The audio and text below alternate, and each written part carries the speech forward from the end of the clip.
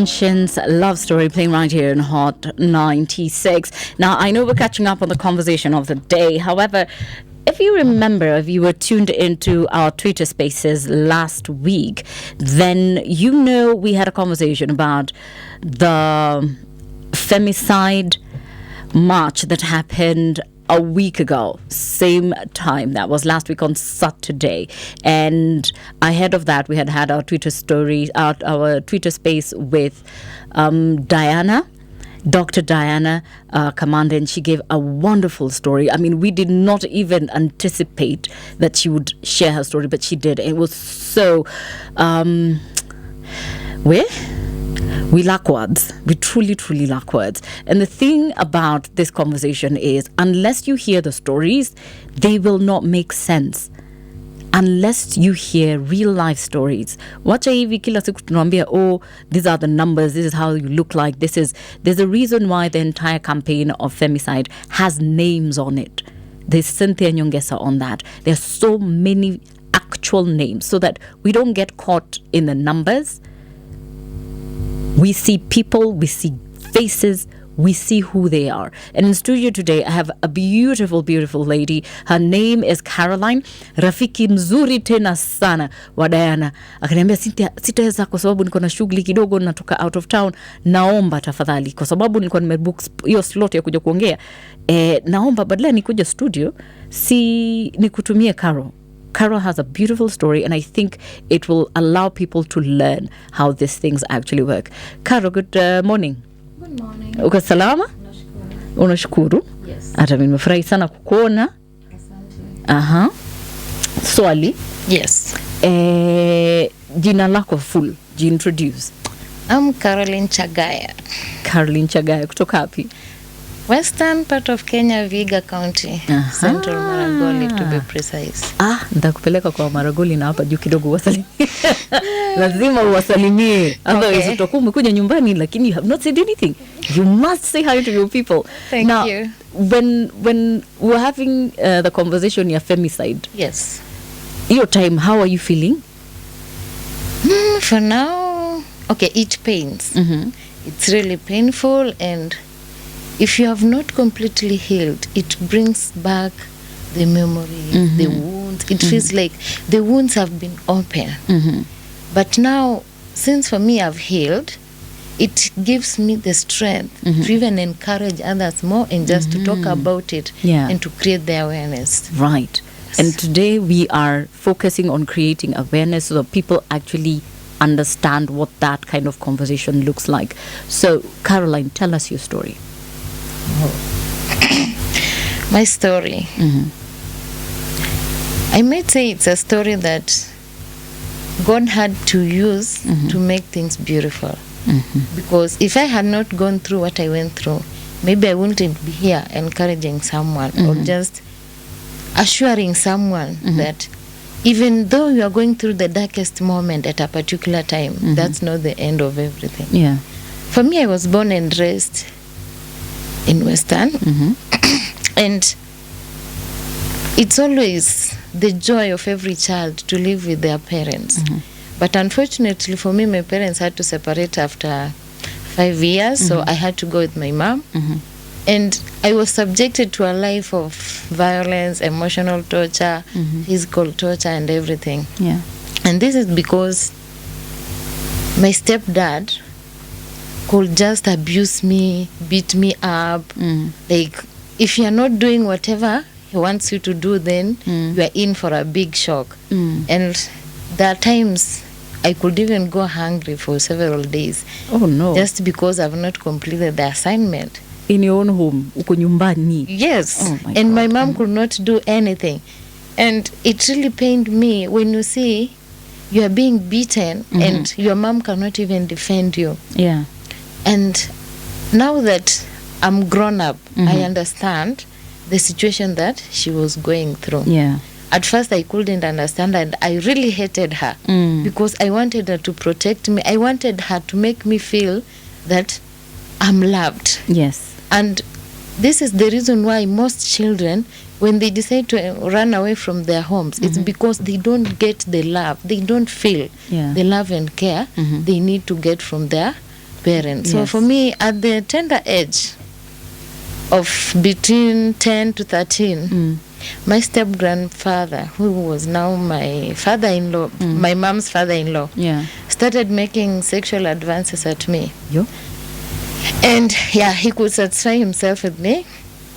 And to me, I could go to my mom and tell mom, okay, I never knew they were sperms. Yeah. I knew it was mucus. Yeah. So I could go to my mom and show my mom, see, grandfather amenipaka makamasi, you see?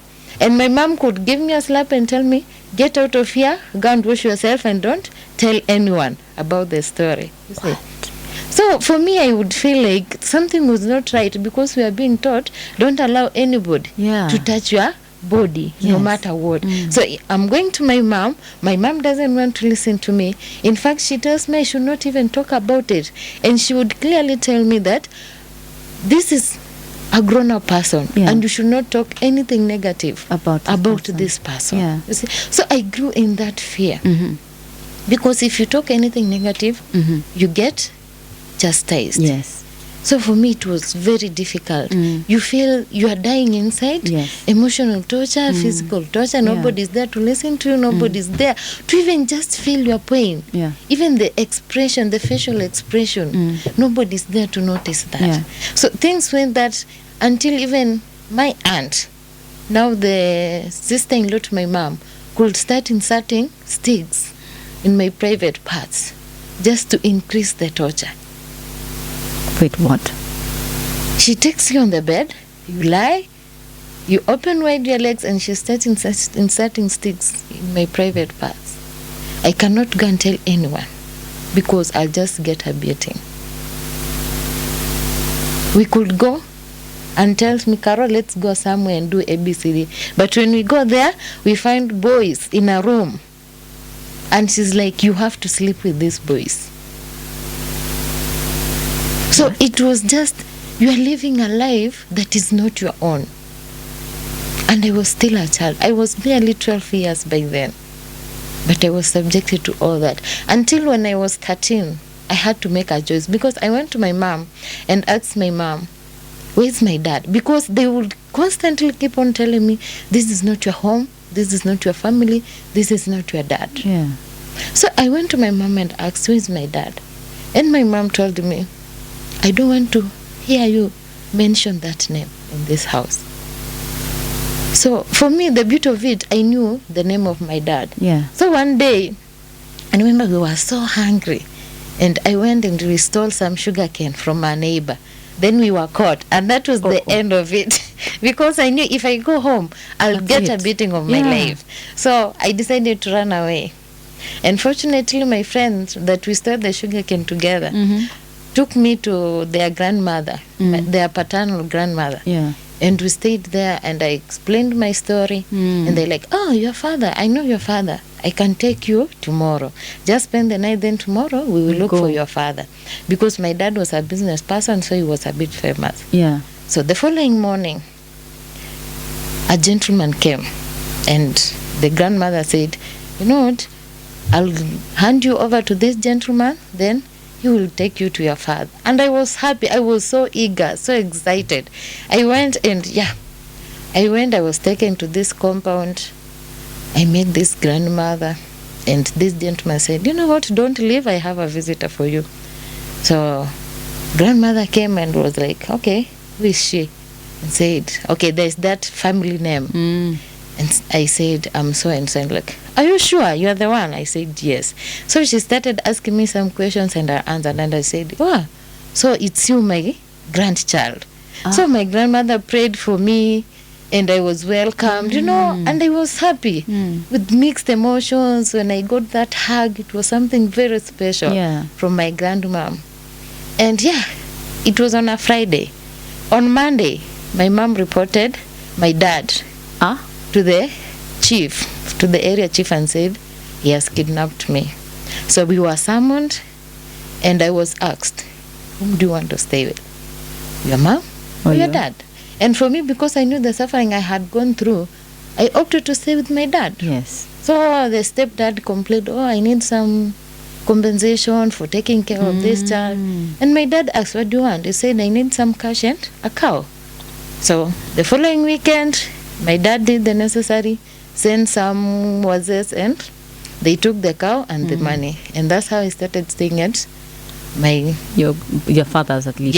Yes, but I was not staying with my dad. I was staying with my grandmother because my dad didn't have a wife, and it's not allowed. But dad, we could see him every day because it's just a distance of a few kilometers. Yeah. So time went. I went back to school. I was in class 7. I did my class 8. I passed. I was called to my girls, but by that time it came when my dad had now married. So, and you know, there's something stepmoms. Okay, I know they're not all, but there are those few stepmoms who they don't like. They're not into stepchildren that much. So the stepmom said, you know what? I also have children. There's no way you're gonna send Caro to school in a boarding school, you know.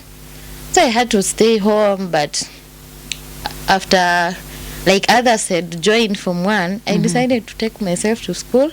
And I remember there's a friend who gave me her uniform for the first day. I went to school. That was a district school. Yes. And my dad was forced to buy the books because there's no way I can start learning without the books. Yeah, without the books. Yeah, so I continued. From 1, I completed. From 2, things happened. Things that changed my life, negatively and positively. But for me, I always believe anything that happens in our lives, it has a reason. So in Form 2, there was a time we had funeral at home. Then we loved these komatangas. So it happened. There's this gentleman, he was a police officer, because the one who had died was a police officer. Yeah. That time when we had so many killings in Somalia. So he was brought home, and as usual, there's this komatanga. So for us, we were just seated with my classmates. Then there comes this gentleman, and he's so kind, you see.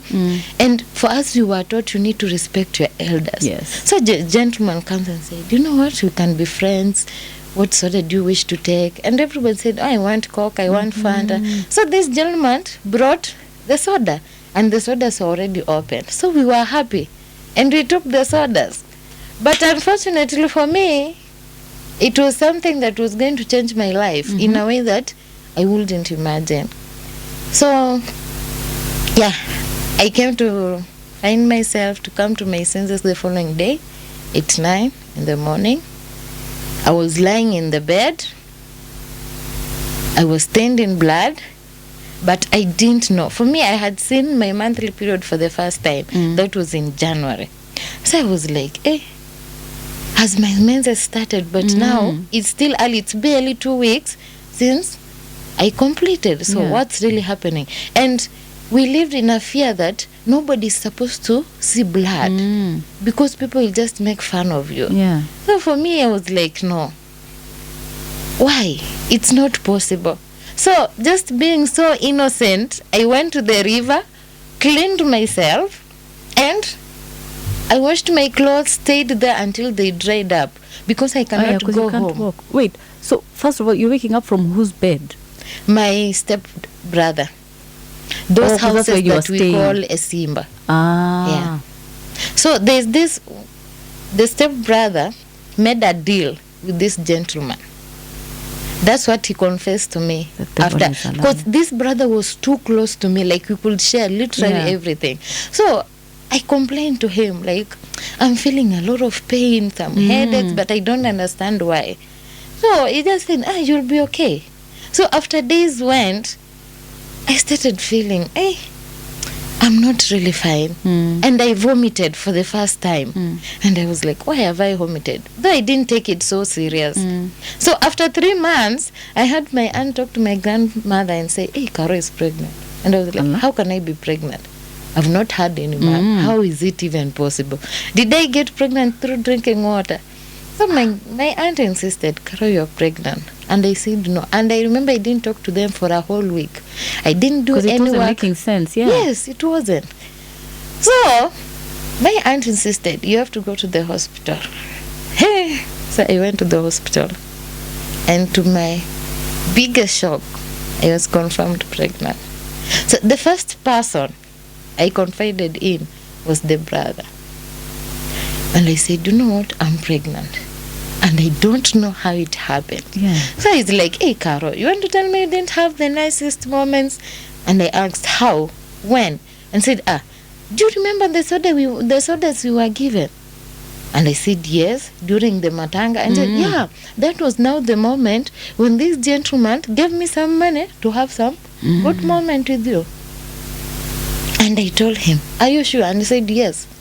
And I told him, whatever you have done to me, it will never be well with your life. Because how can you sacrifice my life just for a few coins?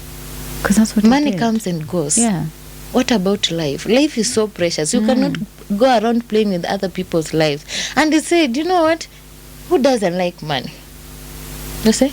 That was his response. Yes, that was his good Lord. response. I cried. My parents are here asking me who's responsible. And you don't even remember anything. You don't even remember anything. What are you going to say? I remember that was the first time my dad gave me a beating. Nilichapwa. Hey! And you're just there. Not living in Nafanyika. Yeah. And I'm pregnant. So I decided the best thing is just to get rid of the pregnancy. Yeah, and I went to my schoolmates and I inquired, and they told me you need to take a packet of 1 kg tea leaves. Oh my God. Put in a glass of water, then drink. I went and did that. I vomited like crazy.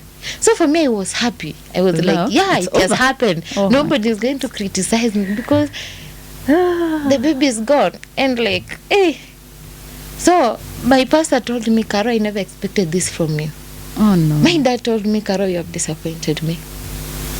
And those words kept on ringing in my mind. So I knew once I've gotten rid of the pregnancy, then nobody is going to criticize me. My life is going back to normal. But little did I know that you don't abort through vomiting. Yeah. So the pregnancy kept on growing. And you wonder so what's going on. Why is my tummy still protruding and yet I'm no longer pregnant? I went back to the hospital and the doctor confirmed Again. the baby is growing well. You are perfectly fine. Oh my. Okay. I was shocked. And I was like, I'll still have to get rid of this baby. Somebody told me you need to drink undiluted juice. I didn't have the money to get the juice. A friend advised me, let's go to a Maasai. They will help you. Hey. A Maasai inserts sticks into the private parts, just trying to get rid of the pregnancy, you see? Yeah. And it didn't work for me. It was too painful until I decided, no, enough is enough. I went back home. And I decided now this is the time to give myself to God even more. I started praying and telling God, I've sinned, I've wronged you. I'm really sorry. Just disconnect this child from any evils that might even accompany him or her.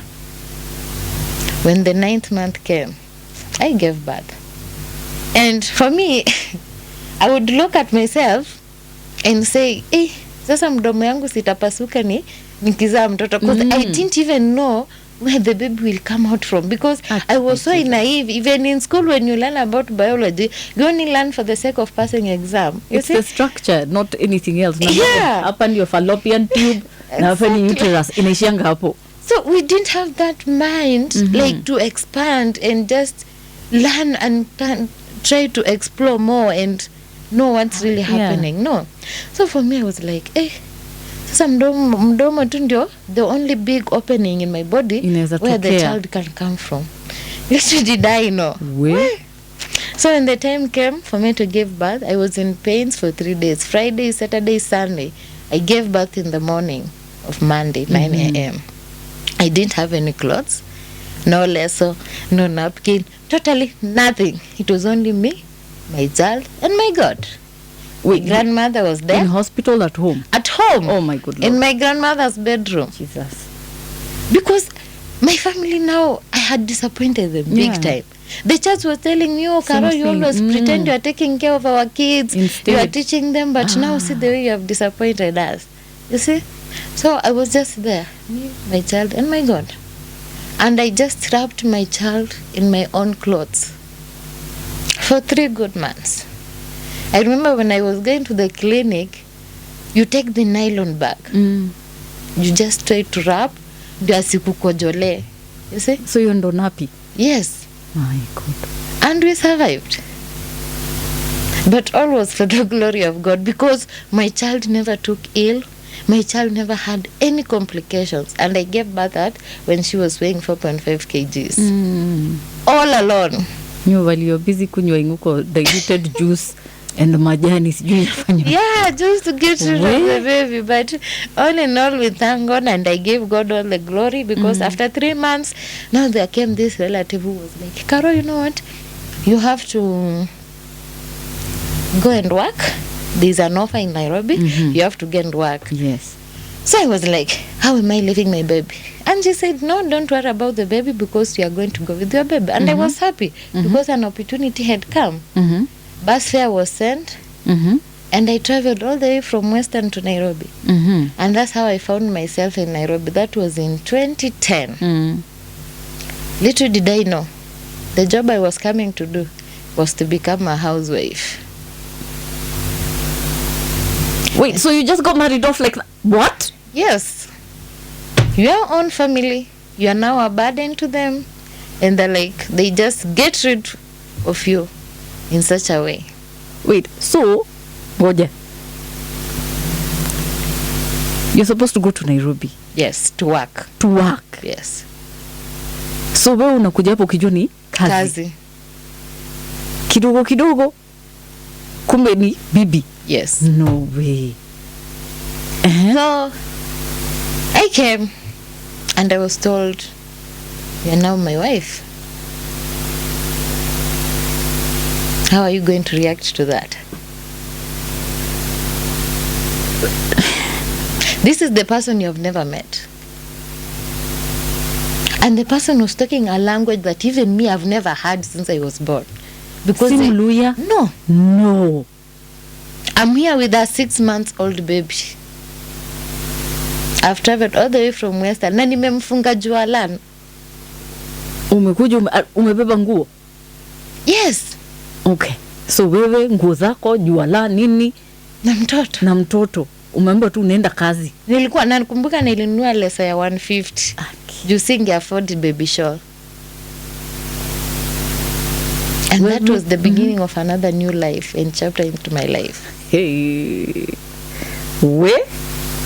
I didn't know anything. You see, when a man is in need of sex, their mind, there's no way you can switch their minds. Most of the nights we could fight because of sex. And there was a time I was just relaxing on the seat, and he came and slapped me and said, if you didn't want to give me sex, why didn't you tell me? So I got so furious because I was tired of the beating because of sex. I took out the knife and said, if this penis is going to make you beat me all the time, then I'm going to cut it off. And that was around 11 at night. But unfortunately, he overpowered me. Then I got some injuries on the hand, but he threw me out at midnight with the baby. The baby was not even 1 year old. I didn't have anywhere to go, nobody to turn to. I asked around. I was taken to the police station. I went and reported. And the police told me, hizi ni cases tumezoea tu. Yes. Lala hapo na mtoto, tomorrow you go back to your husband. So tell me, if the people who need to protect us are assuming such issues, who is going to protect us? You know, one thing with domestic violence, people don't believe. Yeah, truly, they don't. For me, they would say, did you insult your husband? So it's you, makosa ni yako. Yes. You're the one making the mistake. one at fault. Why did you talk back to him? And nobody understands that we women or the wives, they consume too much. And if you see a woman is talking back, yeah, then she's up to the core. Because if you keep quiet, you are disobeying the man. If you talk, you are disobeying the man. What are we supposed to do? Yeah, because there's no winning. There's truly no winning. What are we supposed to do? A good conversation is whereby we will all sit down in case of a disagreement and iron out our issues without any violence, without any judgmental. Yeah. But if only you are the one to be on the right, you don't understand the other person, you don't think the other person has got emotions and feelings, how are we even going to live a peaceful life? It's not. So you slept in the police station. Yes. Then the next morning? The next morning, the man was called. He came and was told, take your wife and go back and solve your issues. Oui. We went back home, and that was around a few minutes to 11. I took a bath. I gave the baby the bath, and the man gave me 30 shillings and told me, go and buy githeri, prepare for lunch. Little did I know that the man will disappear. I went and bought the githeri. When I came back, the door was locked with a new padlock. I'm sorry, where's your daughter? Right now she's in school. No, I mean, I was with her. You took Yeah. your daughter and went to buy. Okay. Hey. Hakuwa ameanza kutembea. Okay. So I would carry her around. So I was like, where are you? When I tried to call him, he's not answering. Until evening, he's nowhere to be seen. He's not answering the phone. He has not yet come home. And we are just here at the door with the baby. Fortunately, I was the friend. She was doing some cosmetics around. So I went and talked to her. And she was like, you know what, I cannot accommodate you because I'm staying with my brother. But I have a friend, let me talk to her. So there was this friend, she was working in a bar as a bar attendant. And she accommodated me for a whole week. Nice. With the child. That's very kind. She even bought new clothes for my baby. Oh, my. And that lady, I don't know where I can find her, but it's only God. That's how God brings angels in our lives. Do you even remember her name? I can't even remember her name. But the one who connected me to her, we were like classmates. Yeah. Her mom was our nursery teacher. Yeah, and we are still in touch. Oh, nice. So after 1 week, they advised me, the only thing you can do, just go break the door, get out, even if it's a seat or a chair or anything, sell, get transport, you go back home. So when I just went with some few men to break the door, the gentleman showed up. And he was like, what do you want to do? And I was so stupid, I apologized. Oh, okay. The door was open and we got inside. And on Friday, the man told me, we are going to see your parents for the first time. Allah? And I was happy. I was like, at least he's now going to meet my people. Aki, to be young and naive. Wait. It's very bad. Oh, my God. So we went, we traveled. The guy comes from those parts of Nyanza. Do you know niliachwa kwa gari? Saa zile watu wanashukanga waende wakojoe. Niliachwa kwa gari. Nikajifikisha kwetu na mtoto wangu. Allah? Yes. Alikuwa shalipa? Yes, tunalipanga fair country bus. Yeah. Yo. And still I didn't understand anything. Nikampigia akasema, nimeshuka kuchukua mabati, nifikishe kwetu, then I'll follow you. Mimi bado nimefurahia tu. I've already told my grandma and my dad. Anakuja. In-laws are coming. Nikafika home. We made preparations. And the way lawyers know how to take care of our guests. Hey! In the morning, at around 10, I got a text message. You are no longer my wife. I'll be sending your belongings to you very soon. And the phone was switched off. I cried. I cried. I was so ashamed of myself. And I was like, God, why am I going through all this? People are so happy. They have prepared everything. There's food. There's everything. Food, everything. Watu wamevaa. Hey, I cried. Yo. I cried. I went to the farm. I did weeding the whole day. I didn't want to talk to anyone. I didn't want to say anyone. You know, actually kitambe ilikuanga ukichapwa inamaanisha unapendwa.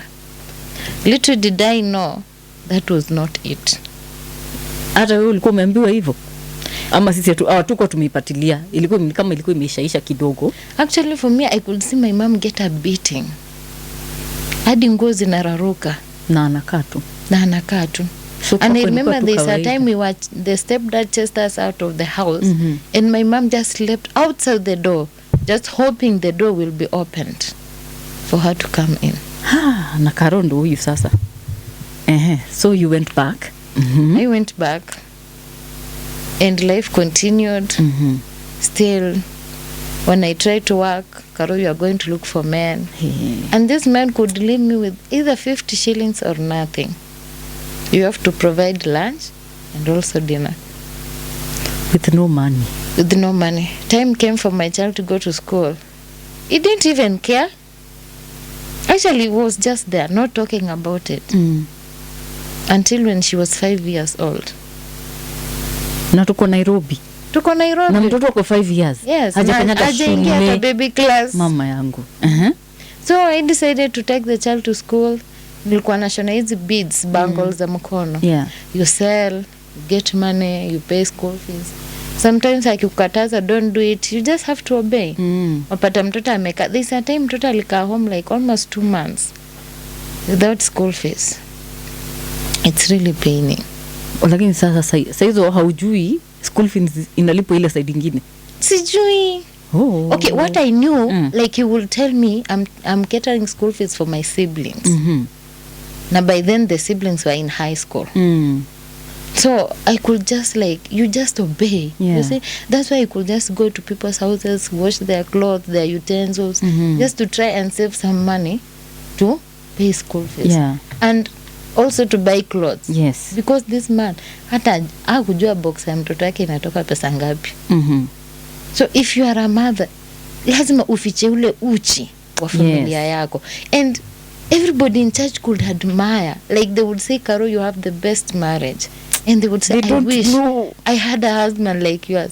Little did they know what was going on in that house. In church he was like, Ani alikuwa ameheshimika because of that respect I was showing people. Hadi akaekwa mzee wa kanisa, secretary. Yes. Kidogo wekwe maninio, chair lady wa Mothers Union. But now when it came the worst part is, when I would refuse to have sex, he goes and tells pastor, nimenyimwa sex. So the pastor could summon me. Umenyimwa ile kitu? Yes, and give me lecture. Inaweza kuwa ngumu kusema asubuhi. And give me lecture. Sema tu ile kitu. Yes. So the pastor could lecture me and tell me, you know what, you're not supposed to do this, you need to take care of your man. But he never knew what I was really going through. You see? So there's this time, I had gotten some money. Mimi na ile ujinga wangu, I went to him, pesa ya chama, and told him I have some money and I want us to invest. Okay, it was not much, it was 20,000, but by that time 20,000 was a lot of money. That was like 100,000 right now. And look at you. It was like, you have saved that money for chama. Na nikakuwa number 1. We were contributing 200 shillings every day. So I was like, this money, for me to get that 200, I need to invest in something that will bring daily income. So the only thing I thought was a shop.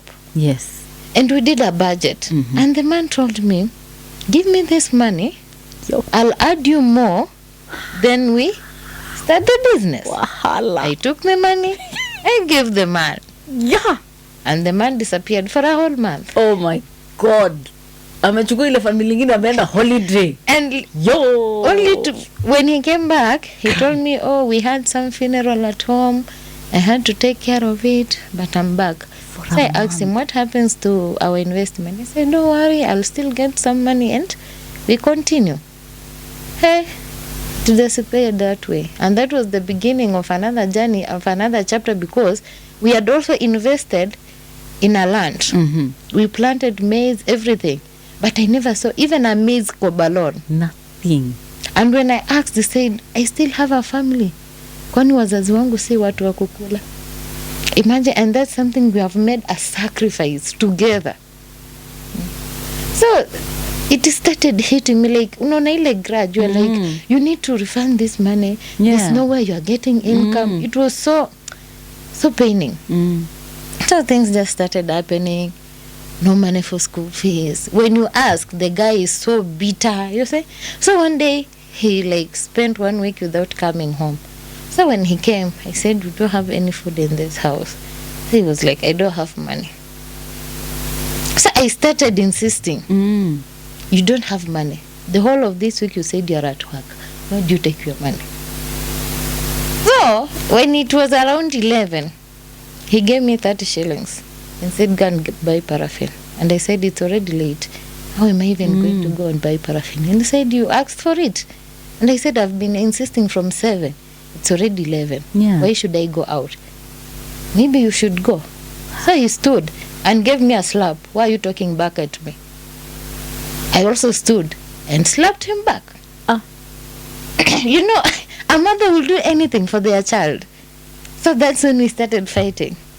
We fought. And akachukua ile kulikuwa na chuma. Ile anasemange naekwa chini ya kitanda in case. And he hit me on the head and I passed out.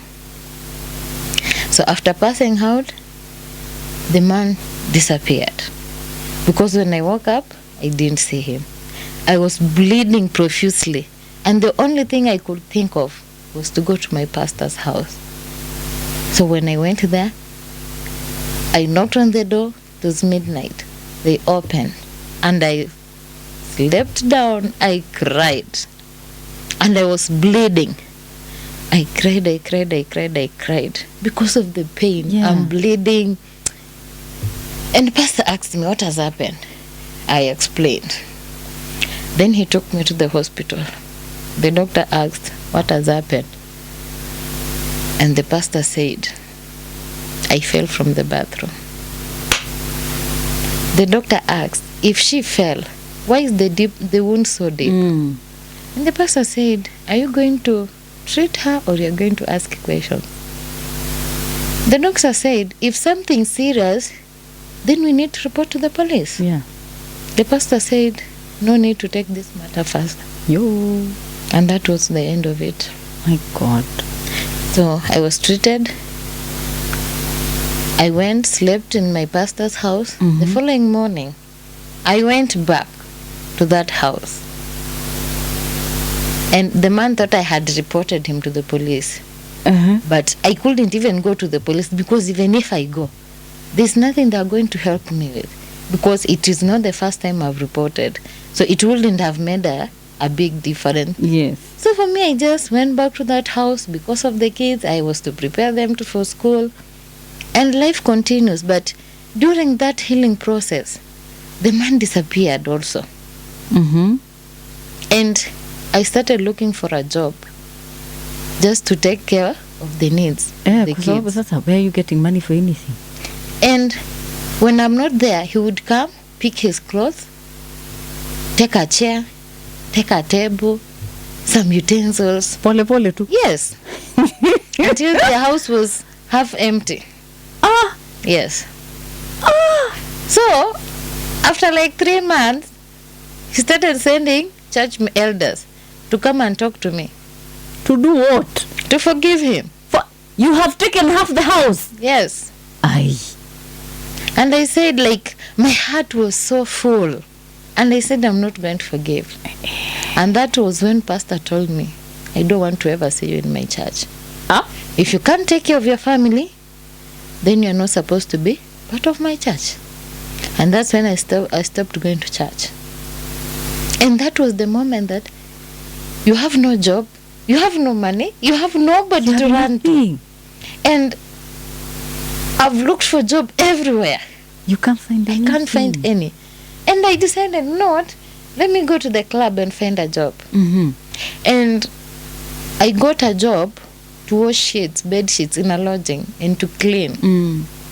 Hey, when my pastor heard that, he was like, you are now a prostitute. You have now gone to spoil my name and the way I'm famous. You see? But for me, I knew what had taken me there. I didn't even care, because at least by the end of the day, You get my money. kids have something Yeah. to put in their mouth. Because now you have 2 kids. Yes. Uh-huh. So I had to move from where I was staying to another place where I could afford. So nikaenda nikarent nyumba ya mabati. And I remember there's a friend we were working with in that restaurant who helped me, who loaned me some money. That was 1800. Yes. So I started staying in a mabati house, which I was paying 1800. But for me, I could tell people I stay in Umoja, kwa Masonko. And the man could even insult me further and say, oh, umekuwa na sponsor. You see? That's why you were not taking care of me. But I didn't even care. Actually, that's why you are not taking care. Yes.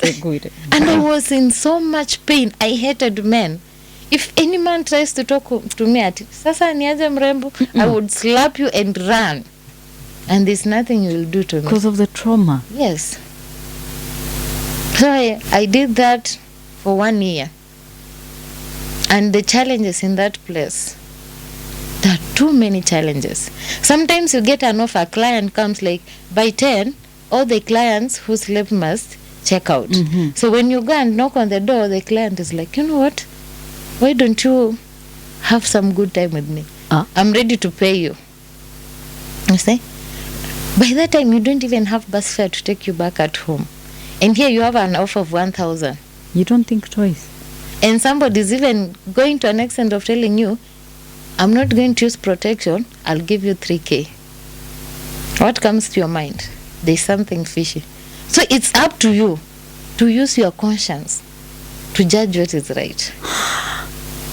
And even the owner of that place could say, you know what? I'm going to make you the manager of another restaurant, so long as you be available for me anytime I need you.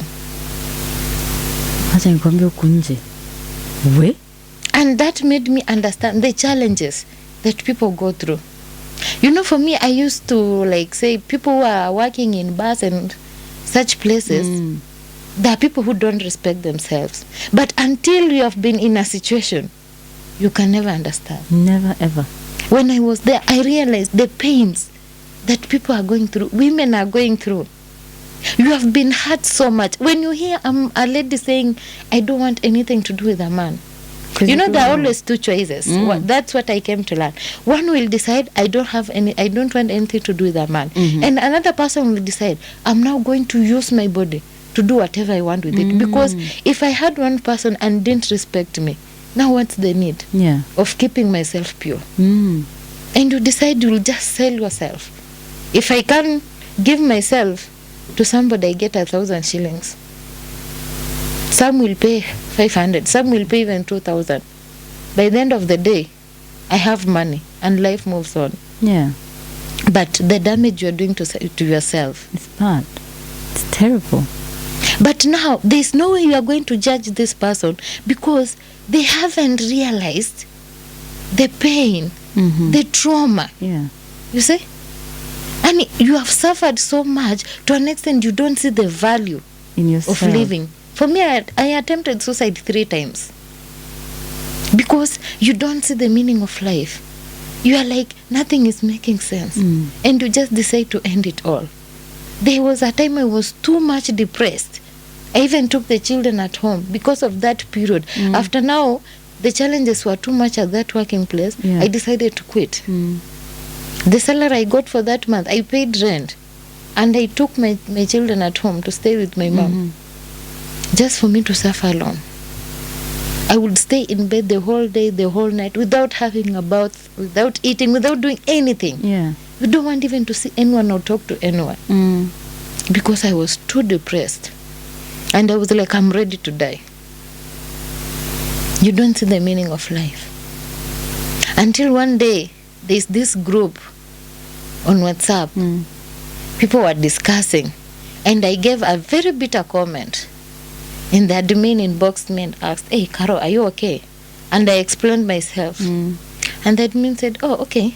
Don't worry, I'll connect you to someone. It was a gentleman. Yeah. So a lady inboxed me and said, oh, I'm so and so. I was asked to talk to you by admin. And I was like, okay, I'm listening. So this lady didn't even say much. She was like, you know what, I have a seminar on GBV. Yeah. Just come and listen. Don't talk, don't even say your name, just come and listen. Yeah. And that was the first day I met Diana Kamande. That was at Blue Springs Hotel during a GBV seminar. And Diana gave me a hug. And that hug, it has always been so special to me because I felt some warmth. I felt like it was my mom who was hugging me. That was something I was yearning for a very long time.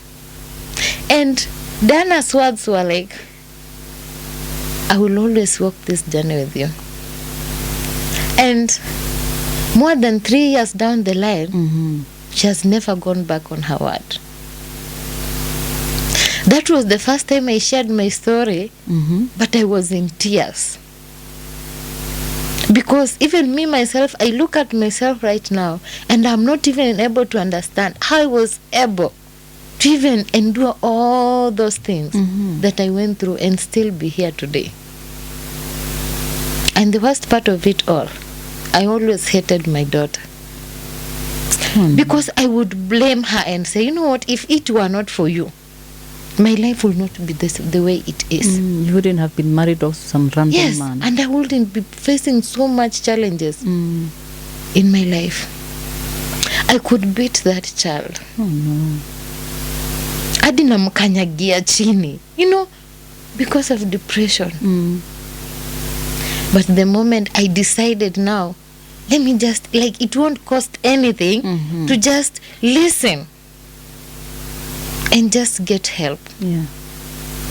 And when Diana offered to, like, just take me through that process, be there for me, like, I could even just send a voice note on WhatsApp, just crying. Only crying, not saying anything. I just cry. Even if it's 1 a.m., I will just cry.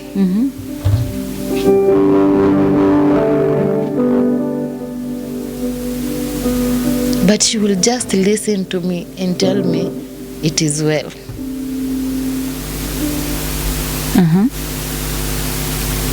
And she helped me get counseling services at Nairobi Women Hospital for 2 good years.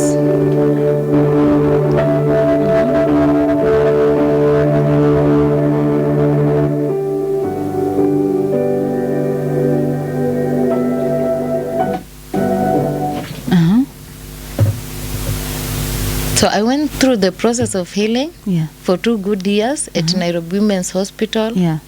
And now it gave me hope. It gave me even the strength. And I realized there are people who have gone through even more, like, hard situations than I. Because there's this lady who got raped, who was gang raped by more than 5 men. And a bottle of soda was inserted, a 1-liter bottle was inserted in her private parts. And she was also going through that process of healing. So mine was just, like, you know, when you work with people who have gone through this, you are like, yours is just like very tiny thing, you see? Because people are really going through a lot. Sometimes you admire, I wish I was married. But if you listen to what married people are going through, and you're like, I'm better off being single. You're okay. And when you are single, you are still like, I wish I was married. You know, like, things are happening. Whether you are single, whether you are married or not, whether you are a child, whether you are a grown-up, we are all facing issues. Emotional trauma, physical torture. But what matters is, do we have those people who are ready to walk the journey with us? You know, something that always kills us is if you don't talk about it. If you don't have someone to listen to you. But you can have someone who listens, but by the end of the day, this person starts judging you. This person starts spreading what you are going through. Like, for me even to decide to come out and talk about my situation is because how people were judging me. Somebody, you know, when a man approaches you, it's like, can we have some good moments? And you say no. they will clearly insult you and say you are not a virgin. You're already a mother of 2. So why are you pretending? You see? But nobody knows. How did you become a mother? What are you facing? So even if I am a mother, does it mean I should just give myself to anyone who comes around? Does it mean I no longer have respect for myself? Especially for me, I would remember like the way I got pregnant the first time. Yeah. And you just cry and say, was it my fault? You know, so many rape cases, they blame the victim. Somebody was like, what were you wearing? Where were you? What were you doing? You see? What did you say? Yes. But how is it my fault? If I was walking, how is it my fault? Because they bring the negative thoughts into your mind. For me, I would say, if only I had slept and not gone out of the house, whatever happened could not have happened. Your life would have been different. Yes. But now, after going through the sessions, I came to realize that it was not my fault. No.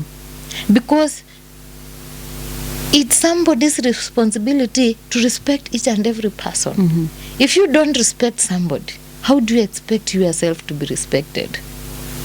So it's high time we stopped judging. If someone comes to you, a victim comes to you, never judge. If you can't listen to that person, clearly tell that person, unfortunately, I'm not in a position to listen.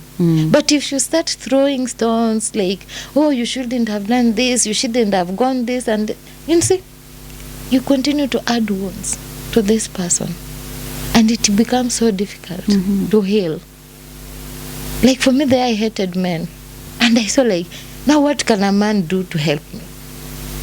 What can a man really do? Like, Because throughout, no man helped you. Yes. At all. No, but like, what can you do? What can you do to me? If I slap you and run, what else can you do to me? If it's a beating I've gotten, if it's staying out of the house in the You street, have. I have. Yeah. What's the worst that you can do to me? Nothing. So we need to change the mentality.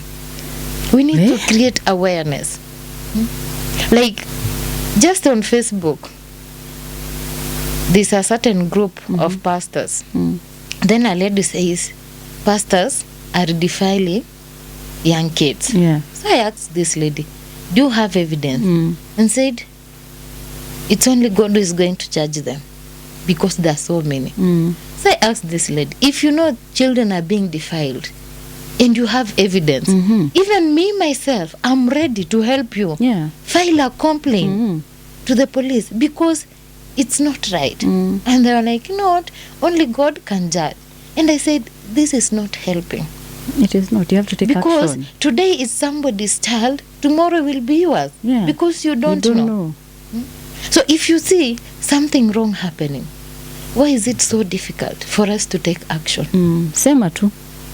Simply Do just we speak. fear That's all that talking matters. about it? Yeah. Because you're going to be charged, or maybe nobody is going to believe you. Why don't you just take that initiative and take action? Even if nobody is going to believe you, but at least if something worse happens, you are going to have saved yourself. And starts calling me and tells me, Carol, you'll have to come back, but with conditions. You'll have to leave your child at home. And I said, how will I even leave my child to home? She's still winning. How? Yeah. It's not even possible. And said, oh, you spend so much time with your child. You don't want even to take care of me. You see, just lame excuses. And I said, I'm not going to leave my child. After 1 week, he calls again. You'll have to come, but you'll have to stop breastfeeding. Nakwambia nilijifanyisha kazi ya kuachesha mtoto kunyonya for a whole week. Uko dedicated, lazima urudi kwa bona. You know, we were taught, like, as a woman, as a wife, you need to take care of your husband. No matter what, you need to take care of him. And any family issue. And mind you, nobody ever knew whatever was happening to me. You never said anything. I never said anything. Not to a friend, not to a pastor. I was all consuming everything inside me. So umengangana. Even at home, I didn't say anything. You just after he didn't show up, ikaisha tu hivyo. Ikaisha tu hivyo. My grandmother told me, don't worry, he will come. Maybe something happened. Well, that is probably the nicest they have said so far. So I was like, nachukua pilipili napaka kwa matiti ndio mtoto asinyonye. And I had so much milk, I was so much in pain. And I was like, no, this is not possible. Hadi napenda mtoto wangu analala na my cousin just ndio aache kunyonya, so that I could go back to this man. So did you go back? Yes, I did. Ukafika Nairobi. Nikafika Nairobi na mtoto mwenye anyonyi. Yes. And I came. Life continued. And somebody told me, unajua tena kupata advice. The first time I did seek advice, and that was to my pastor. Alisema, the only thing that will make this man change is when you decide to give him a child. Wait. As stupid as I was, I decided to give him myself. And I got pregnant. And I gave birth.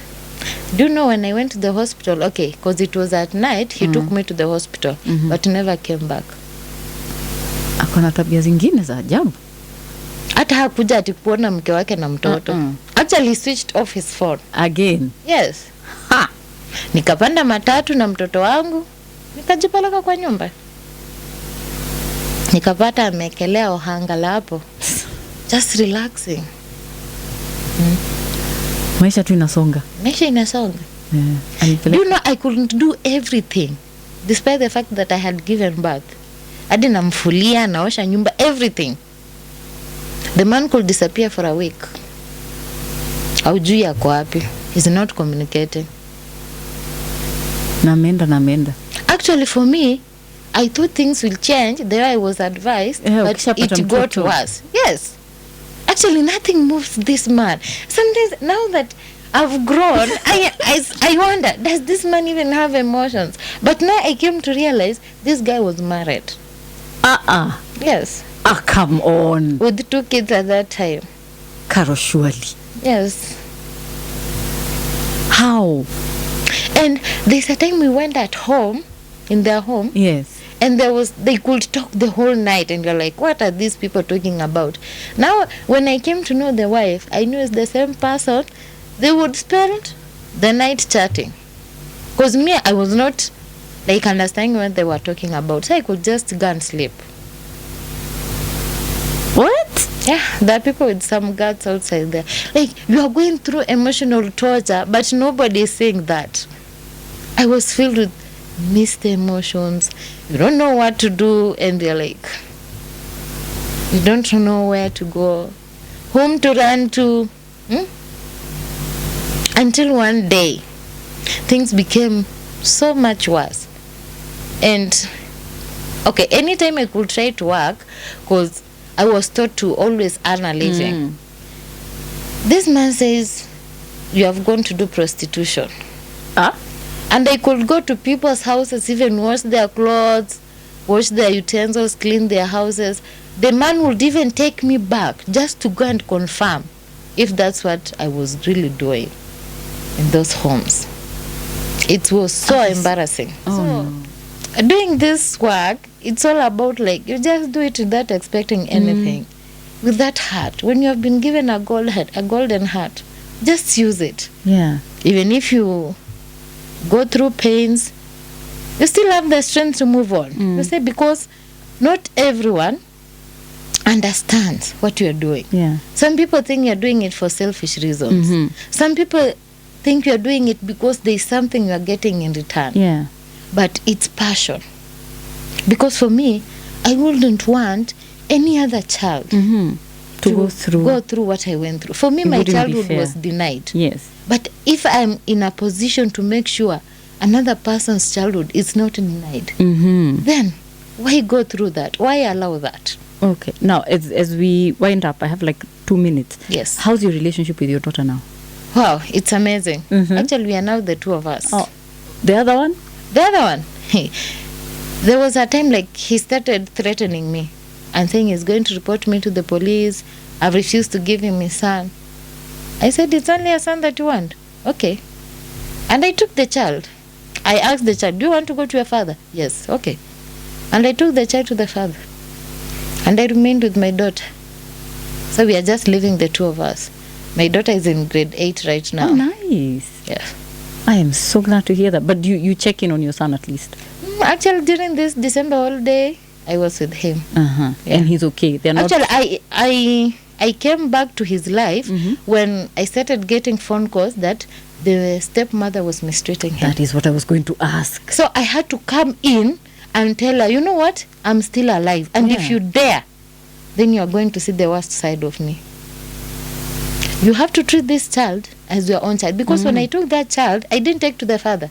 I took to the stepmom. And I told her, this child is now your child. Take care of him as your own child. Yeah. But when he started mistreating him, even the school called me. And I had to go to school, buy uniform, the books and everything. Oh, no. And I told her, take care of this child. If not, tutapelekana mbele. So And now things he's okay. changed. Yeah. That was just a wake-up call for her. And I even told the father, the fact that I don't have any relationship with you, I don't ask for any upkeep the years I was with him. Right now, I don't want anything. Just make sure the child is safe, goes to school, and is happy. Only that. If not, you can always take back your son. Yeah. Because there's no problem. Exactly. Carol. Yes. Let me tell you, if we sat here, we would take the whole day. But I love that you are so honest and you're so good at stepping in even for other people. That is such an incredible journey. Thank you. If there's someone who's listening, they're maybe depressed, stressed, they're trying to figure out what to do with their lives, is there a place they can go, someone they can call? Actually, we always have this Diana's organization called Come Together Widows and Orphans Organization. Yes. That's how we call it a safety place, because you can just get the love. Yeah. So you don't that you even need need. to be a widow. You just it's a place where you can come. Yeah. It's an organization that takes care of widows, orphans, Yes. survivors of gender-based violence. You Yes. see? So it's a very safe place, and you can actually call the office number. Yeah. Can I give out the number? Yeah, go ahead. Okay, the number is 072 577 477 or 0789 577 476. Ah, nice. Yeah.